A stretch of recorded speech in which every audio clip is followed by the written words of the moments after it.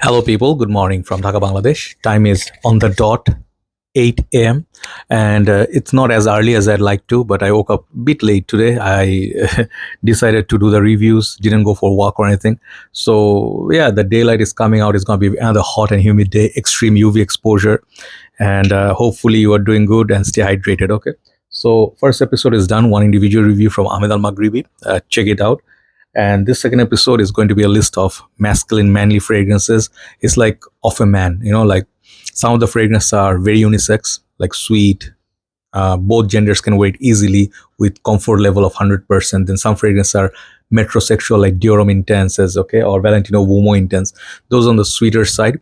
But certain fragrances are sweet, but at the same time, I see them really well. Like I personally wear them. So from my experience, some new, some old, and I one of the fragrance actually made me do this list. But initially, when I think of like a masculine man or what they would wear, uh, if that's my imagination. So this strictly just I don't think fragrance have any gender or anything like bound. Okay, like boundaries. Like hey, ladies can wear it.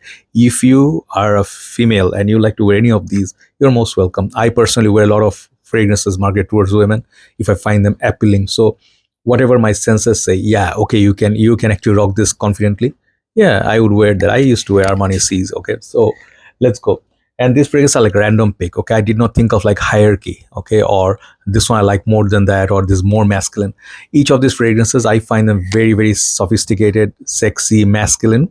That their tones more out there. Teardermas didn't make the list. Doesn't mean it's not a good fragrance. Okay, you get the idea. Boss Bottle didn't show it because I saw it too many times, right? So let's go. First fragrance was Scent of the Morning. This is the reason why I picked up. I immediately in the morning I'm gonna do this list. This is Lalique Equus Purum EDD version. Okay, this is a small bottle of 50 ml. I don't know if they have 100 ml, but these are some of the most beautifully crafted bottles. If you can take a screenshot, you'll see.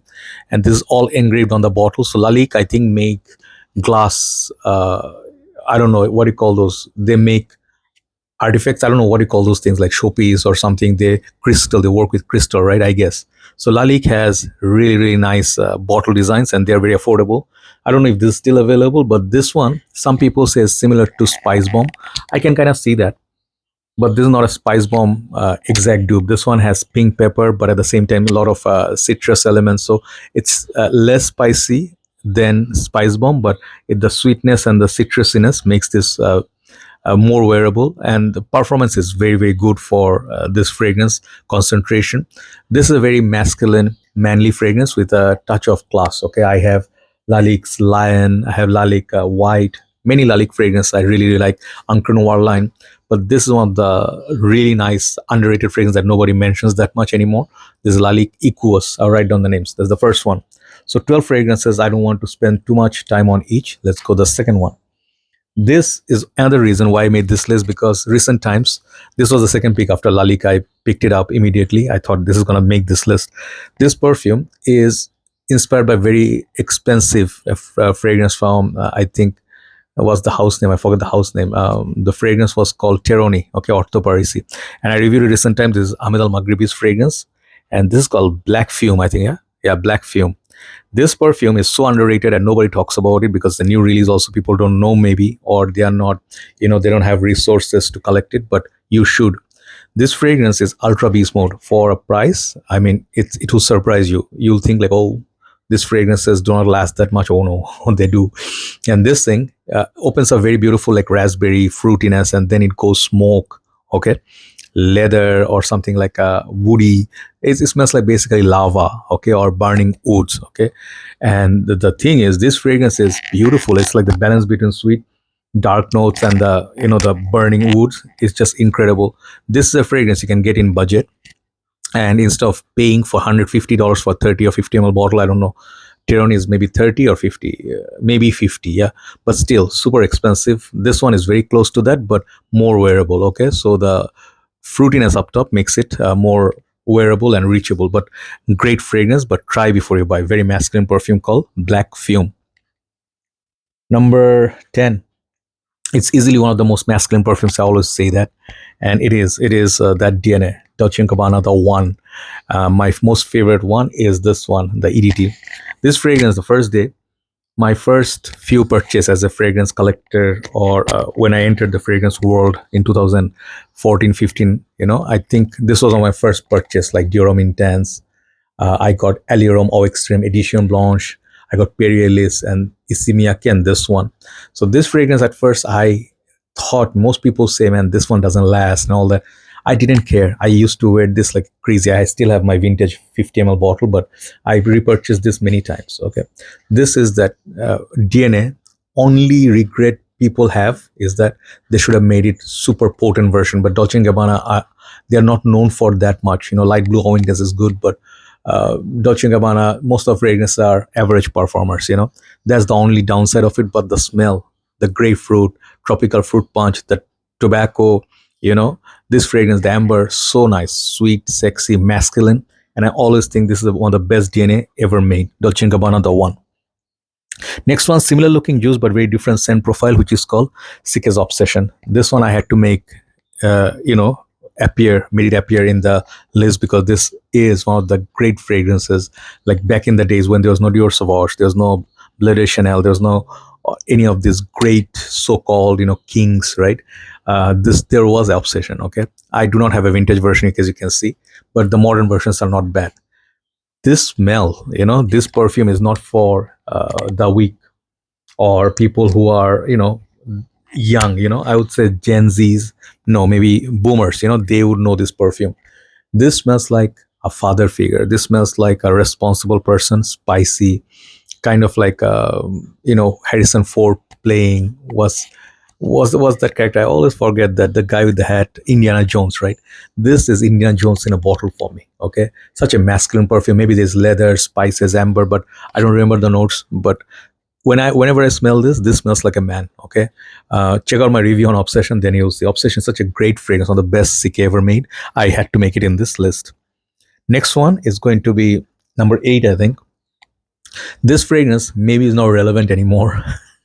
Why I say that? Young kids or younger generation who are 20s, 30s, they are not buying this perfume. Okay, I noticed it. Nobody buys this fragrance. We old people, 40 plus, we are the one who still love it, especially in the weekends. I love this perfume. This is called Aquadio, the OG. Yeah, you can get the Parfum, Essenza, Profumo, any of the other flankers. I reviewed all of them. I just not am very fond of the Profondo line. The Profondo line is the shame, like embarrassment of this Aquadigios. They just like, the EDP was also not that great. So some of them are flops. Okay, the Absolute was okay, but yes. Why there's so much noise? Anyway, so this fragrance, the DNA, the whole point is the DNA. This is the reason. This is the big father of all the Aquadigios which are born. The same reason I didn't show Light Blue Au Intense, okay, by Dolce & Gabbana or Isimiaki, because their DNA is like similar to this. One of the most masculine perfumes, even Bulgari Aqua Purum. I think personally, Aquadigio is that premium fragrance. It's very expensive, by the way. It's the fragrance that when you wear it, and after a long time when you wear it, you are reminded of why this was the king of freshies. Okay, Alberto Morias's creation, but one of the best fragrances for summer a man can wear. And whenever I wear this, I feel like this is not cheap DNA or got, like can be forgotten or anything. Okay, this is one of the iconic fragrances, Aquadigio. The pink, not the pink pepper, the pepper, the florals, the aquatics, they all are fine balanced in there. Okay, so next one is the rugged one. This is the most rugged one in the list, called Pakoraban Purum. Okay, this is more rugged than top 3, any of the top 5. Okay, this has to make the list. At least represents the the OGs or powerhouses like Pakoraban Purum is this one, right? Polo Green, Azaro Purum, they're all in that family. Okay, this is in the green oak moss family. Man, this perfume has potency. If you can wear this will wear you like Kuros. Okay, so try it somewhere. It's discontinued. I heard it's getting hard to find and getting very expensive. One of the best fragrances Pakoraban ever made, Pakoraban Purum.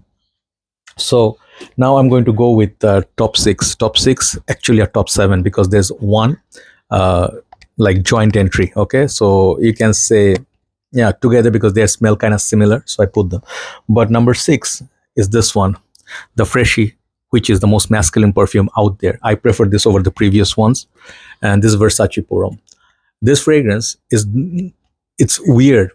I put this always, I say this is my signature scent, but I don't have good skin chemistry with this. When I wear this, when I sweat, it smells sour on me. Okay, so I wear mostly on my skin. No, sorry, mostly on my clothes. I go heavy on my clothes and my hair. This fragrance holds good there, but for some reason my skin chemistry doesn't go nicely with it. But whenever I smell this, I remember getting compliments like, "What you're wearing? This is one of the really masculine, fresh, fragrances which I really like, but I don't think I will wear." One of the girls gave me this, compliment. So I remember that comment, and since then, I'm like a big fan of Versace Purum, the Neroli. It's just nice fragrance. Take a look at the atomizer, has the Medusa head there, and the juice color, everything aesthetic wise. This is one of the most beautiful looking bottles ever, and I think this is one of the best Versace perfumes ever. Okay, VPH. Next one is the joint entry and a tie sort of, because both fragrances I cannot leave out one another. Okay, first one you're gonna see Pure Havane. Let me hold it here. The other one, definitely you guys know what's coming. Bit old bottle of Naxos. Naxos now, if you buy, it's going to be yellow juice. This is now turned orange, and maybe 1 year from now it will turn maybe reddish, almost red, a very, very orange reddish color. So these two are now the same price. Even Pure Havane, which used to be $65 when it was in the production, now costs $250 or more. You cannot find this anymore. So I'm like, this is my last bottle. I hang on to this like with my dear life. And Naxos is just upper class. People say a more refined, yeah. But I would suggest buy this instead of this and let it sit in your collection for 1 year. It's gonna do amazing. So let's say honey, let's say tobacco, let's say lavender. These are played beautifully in this, and this one has cherry. I also think, like when I wear them, uber masculine, right? So no need to speak too much about them. Pure Havane and Naxos, these two are fragrances I definitely have to put in the list. Now moving into number 4, like it or not, this is one of the rare fragrances which actually does get compliments and noticed by women, and they like it on men. This is called La Nuit de l'Homme by YSL. Yeah, this is a bit old version. This is 2019 version, I think, if I'm not mistaken. And I do have one bottle of 2016, but I have one maybe 2014, I'm not sure, but that one is finished. But I never got the vintage 2009 or whatever. But even after 6 years, this one actually is stronger. It's not the juice color, it's just stronger because of the maceration. So this fragrance, La Nuit de l'Homme, that cardamom, the mix, whatever is in there, it just works. It's just like the DNA of Dolce & Gabbana, the one people wish it performed better. There are a lot of alternatives out there, but La Nuit de l'Homme is just the DNA scent profile.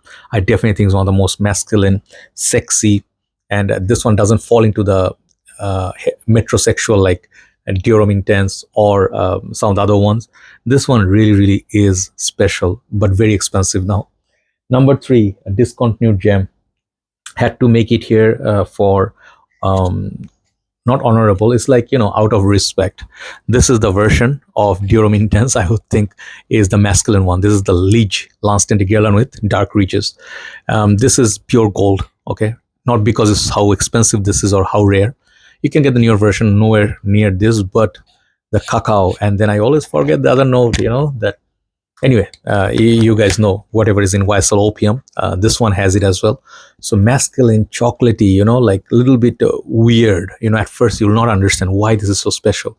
Such a great fragrance, man. I mean, just check out my review or any other reviews, you'll see why this is regarded so highly. LIDGE, let's say the masculine, Dior Intense. Okay, so number 2 and number 1, I really had to think which one is coming number 1.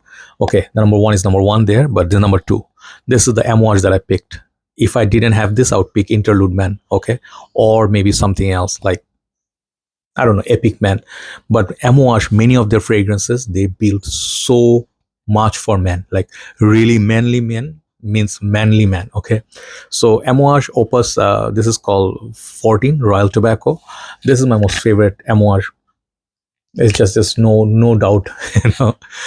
This I'm very biased towards. If you can save your money, you must buy this fragrance. Okay, this is the top boss. This is the most like authority man can wear. Like it smells like authority, right?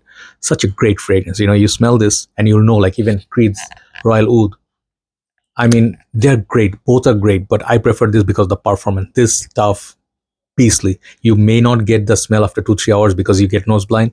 I wear 5-6 sprays and I get compliments like crazy. Okay, this is a manly perfume of my signatures. This is called Royal Tobacco. And finishing up with the number one, you'll be thinking, what is the most masculine even after the Amouage? Is there any such thing? There are many such things, because I may not have them, but one of the fragrance I do have it, very proud of, discontinued, super expensive and rare. This fragrance, I don't know why this company didn't put it in their private line. Okay, this is the fragrance. Okay, Tom Ford Noir Anthracite, and this one actually is very, very tough to pull off. Okay, not everybody can wear this, like Clive Christian C or fragrances like those, super masculine, spicy. This fragrance smell green, metallic, smoky, spicy. Okay, all those things. And you need particular mood to wear this. You'll be thinking one of the days, I'm gonna wake up, I'm gonna go, to some place, let's say a motor show or somewhere.